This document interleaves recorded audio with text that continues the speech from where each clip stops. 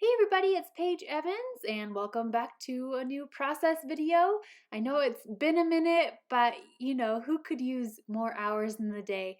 I'm so excited to be collaborating with Claire Murphy, aka Scrappy Nerd UK on YouTube, featuring this stacked suitcases cut file.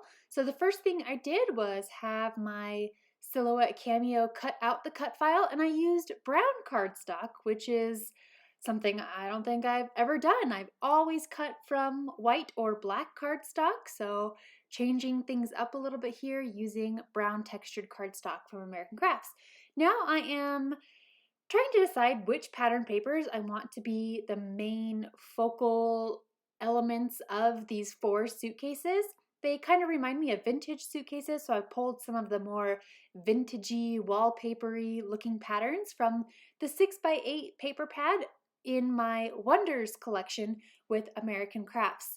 And then I didn't want to spend the time cutting out all of the backing pieces by hand, so I am going to have the Cameo do it. I copied and pasted the same cut file.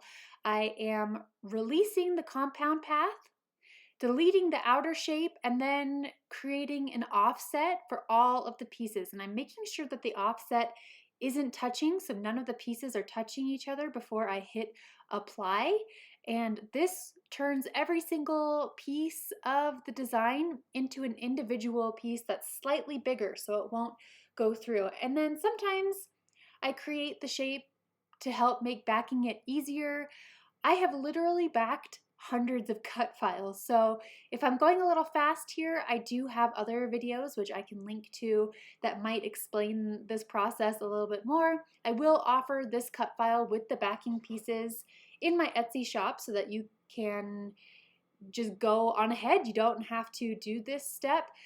And now I am putting the pieces into more manageable sections of this Silhouette Cameo sticky mat. So for example, that round circle that will be the globe is in a 2-inch square. And so I cut pattern papers to fit in these squares that mirror the sticky mat. So here you go. I've cut all these pattern papers to mirror what's in Silhouette Studio, what's going to be cut to create the backing pieces for this stacked suitcases cut file. And so once the Cameo has done its thing, I'm peeling off all the pieces, and ta-da! I have all of these pieces ready to be glued in place on the back side of this cut file. And this is just one of the ways to back a cut file. I do have a process video showing a few different methods, from tracing and cutting to eyeballing it to, I can't remember if I showed how to have the Cameo do it, but I do have a video showing that. So lots of different ways to back a cut file. I've found having the machine cut the pieces for me for more intricate designs goes the fastest. It's what I like to do with my Christmas cut files, my Halloween cut files, just makes the process go by a little bit quicker. And so I am using Sticky Thumb liquid glue from American Crafts, and I had too much glue on the backside there, so I carefully dabbed a little bit of it off and then peeling off the coordinating pieces from the sticky mat and pressing them in place. And so I'm starting with the globe here up on top. Again, I'm using my Wonders collection with American Crafts, so it's got kind of more muted colors and muted tones that, again, remind me of more vintage stacked suitcases. There's also some gold foiling details on the patterns, on some of the patterns in the 6x8 paper pad, which is great for those buckles and details that you find on suitcases. So on the buckle parts, I mostly used yellow pattern papers and also some of the gold details. So it's, I wouldn't say a tedious process, but it does take some time to peel off all of these tiny little pattern paper pieces and glue them in place, and you get glue all over your fingers, and you know what? I love every second of it. I love creating something from nothing. You know, at first it was just a piece of cardstock, and then it was a pad of pattern papers.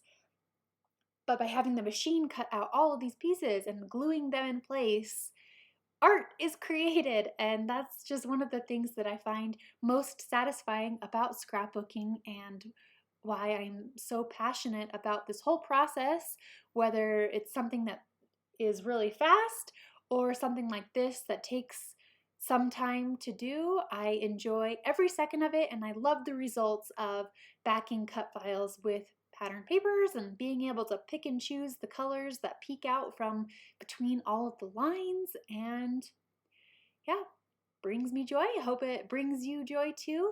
So I spend the majority of the time of this layout backing this cut file. It probably took 2 hours from start to finish to create the whole cut file. Again, I'll save you that whole step by putting it in my Etsy shop, and then trimming all of the pattern papers into the squares and rectangles and then gluing them in place. Flip it over for the big ta-da moment. Yay, there it is. So cute. So I am using 2 photos taken milliseconds apart of Fox and Jane with their suitcases on our way to Orlando in February 2020 before everything was shut down. So I went and taught a class and brought my family along so we could play and also teach. And I am using this pattern paper from Wonders, which is very, very busy. So I want to tone down the busyness with white gesso. And so I poured a dollop in the center. I'm using this scraper palette knife to scrape it around. I'm also using this tool from Vicky Bouton to scrape it almost to the edges, leaving about a 1-inch, maybe 2-inch border of the pattern paper still showing. And this just helps tone down the background so that the cut file can really pop. I spent all this time backing the cut file. I want it to stand out, and so by having that white cloudy background, it helps. I want to continue with some mixed media. This is my 6-inch Sunburst stencil, and I'm using some shimmers, texture pastes, and the same palette knife and scraping colors of paste through my stencil. And these particular pastes have some grittiness in them, so it creates a really fun texture. And I'm going to scrape yellow and green and blue. I showed 3 of the same sunburst stencil, but between every color, I just rinsed it off in the background and used the same stencil all 3 times. I did have to dry the paste in between. I keep a hair dryer right at my filming station so I can use it for layouts just like this where I'm sort of in a hurry. I'm impatient and don't want to wait for the paint to dry. So I keep the hair dryer right next to me so that I can speed up the drying process and continue. Or truth be told, when the yellow was drying, I was on a work phone call, which took about an hour and a half, so it was plenty dry by the time I was finished with the phone call. But then when I did this green and the blue, I wasn't on a phone call and I wanted to continue, so that's when I did use the blow dryer. So sped up the drying process so I could continue on my merry way creating this layout. Again, very busy background, and I'm only adding to the busyness now after toning it down with these layers of colored texture paste through a stencil, but I think it helps bring out the colors, some of the colors in the stacked suitcases and the pattern papers that I used to back them. I'm going to embellish with my Wonders collections. These are the thickers. The title is Off We Go, and I'm using colors again that I used on the suitcases, and now it's just playing around trying to figure out where I want things placed, whether it looks good or if it's too busy or too many words and sentiments. So just pushing things around, moving things around until I decide I like the placement.